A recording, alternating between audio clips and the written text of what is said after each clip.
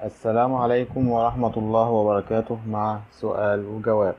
السؤال الأول: ما هو أول مسجد بني في الإسلام؟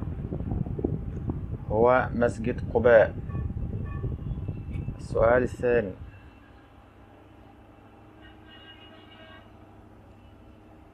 من أطول الناس أعناقا يوم القيامة؟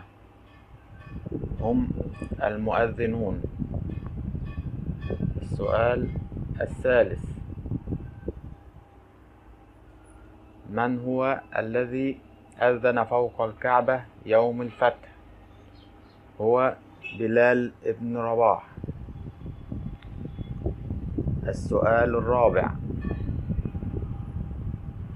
ما هي السورة التي سماها الرسول صلى الله عليه وسلم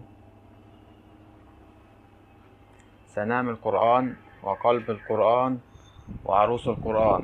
البقرة سنام القرآن، وياسين قلب القرآن، والرحمن عروس القرآن. السؤال الخامس: